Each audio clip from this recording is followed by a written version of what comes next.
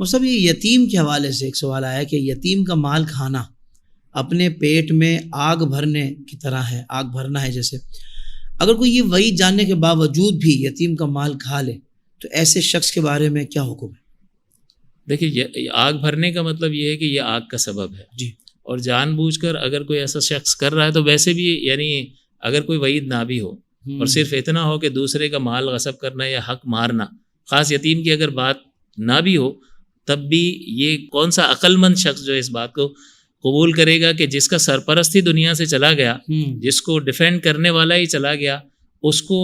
آپ جو ہے اس کی بے بسی کا فائدہ اٹھا کر اس کو نقصان پہنچائے اور اس کو مزید جو ہے ایک تو سرپرست چلا گیا اور دوسرا مالی اعتبار سے بھی اس کو محروم کریں، تو کوئی بھی عقل مند شخص اس چیز کو قبول نہیں کرتا۔ لیکن خاص طور پر اس کے بارے میں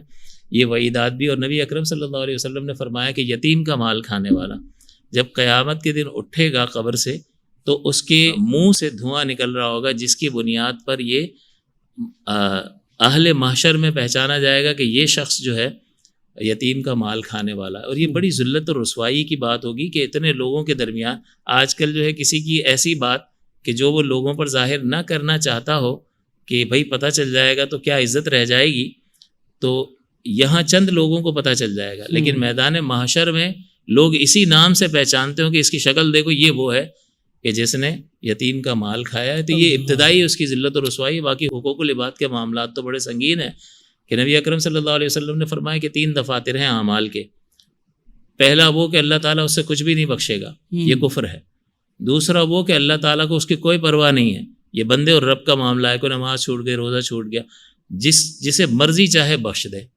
اللہ کو اس کی کوئی پرواہ نہیں ہے۔ ایک وہ ہے بندے اور بندے کا معاملہ کہ جب تک بندہ معاف نہیں کرے گا اللہ تعالیٰ معافی کا اعلان نہیں فرمائے گا۔ تو ڈرنا چاہیے اللہ تعالیٰ کی بارگاہ میں، جانتے بوجھتے اگر کوئی یہ شخص کرتا ہے تو ویسے میں نے عرض کر دیا کہ عذر ہے ہی نہیں، کوئی عقل اس بات کو تسلیم نہیں کرتی کہ مجھے پتہ نہیں تھا، یعنی کوئی یہ کہہ ہی نہیں سکتا کہ کسی کا مال چھیننا کب درست ہو سکتا ہے۔ اور دوسرا یہ کہ خاص وعید آ گئی کہ ایک مجبوری سے فائدہ اٹھانا اور اسے ضرر پہنچانا، یقیناً یہ بہت بڑی محرومی کا باعث ہے، اور یہ تو آخرت میں پتہ چلے گا جب کوئی بھی ایک نیکی نہیں دے رہا ہوگا۔ نبی اکرم صلی اللہ علیہ وسلم نے فرمایا تدرون ما المفلس، تم جانتے ہو مفلس کون ہے؟ صحابہ نے عرض کیا المفلس فینا من لا درہم لہ ولا متاع،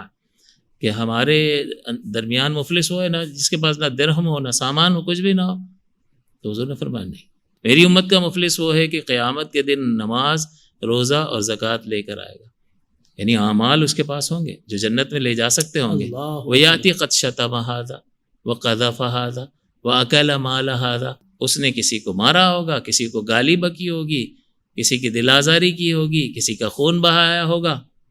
حقوق العباد کا بھی ایک جو ہے وہ لے آئے گا گٹھڑا اٹھا کے سر پر۔ تو حضور فرماتے ہیں فَيُؤْتَ هَذَا مِنْ حَسَنَاتِهِ، تو اس کی بھرپائی اس کی نیکیوں سے کی جائے گی۔ تکرار فرمائی وَهَذَا مِنْ حَسَنَاتِهِ،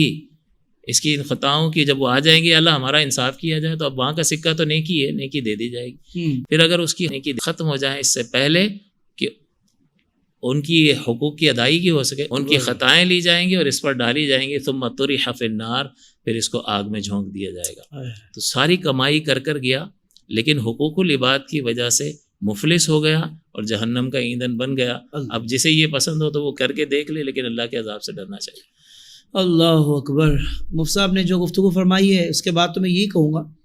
کہ بھائی جس کے پاس نیکیاں ہوں گی وہ پھر اس کی نیکیاں لی جائیں گی اور پھر حقوق العباد کی ادائیگی اس طرح ہوگی کہ وہ معاف کر دے، مگر جس کے پاس نیکیاں بھی نہ ہوں، نماز، روزہ، زکوٰۃ اور یہ اعمال بھی نہ ہوں جو کرنا ضروری ہے، اور پھر وہ لوگوں کی دل آزاریاں کرتا ہو، لوگوں کا دل دکھاتا ہو، مال غصب کرتا ہو، خون بہاتا ہو، یہ سارے معاملات وہ کر رہا ہو، وہ کیا کرے گا؟ تو بھائی دونوں صورتوں میں بچنا ہے، یعنی یہ فرض اعمال جو فرائض و واجبات ہیں ان کو تو ادا کرنا ہی کرنا ہے، اور یہ کرنے کے ساتھ ساتھ یہ ذہن میں رکھنا ہے کہ بھائی کہیں یہ حقوق العباد تو تلفظ سے نہیں ہو رہے، میری گفتگو، میرے چلتے پھرتے میرے منہ سے ایسے جملے، میری ایسی ادائیں کہ جس سے لوگوں کے دل ہی دکھا رہا ہوں میں، اور اس کو احساس تک نہ ہو۔ میں کہتا ہوں ایک مرتبہ تھوڑا اپنے آپ پہ غور کر لیں، اور رات کو لیٹ کرنا ایک مرتبہ اپنا احتساب کریں کہ آج میں نے سارا دن کتنے لوگوں کے دل دکھائے، میری زبان سے، میرے انداز سے، میرے رویوں سے یا دیگر میرے معمولات سے میں نے کتنے لوگوں کے حق غصب کیے ہیں۔ تو ہو سکتا ہے وہ ایک دن کا احتساب اس کو قیامت کے کڑے احتساب سے بچا لے. تو موقع ہے، وہ کہتے ہیں نا جب تک سانس ہے تب تک چانس ہے، موقع ہے، اس کو غنیمت جانیں. آج احتساب کر لیں، فرائض واجبات کی ادائیگی کے ساتھ ساتھ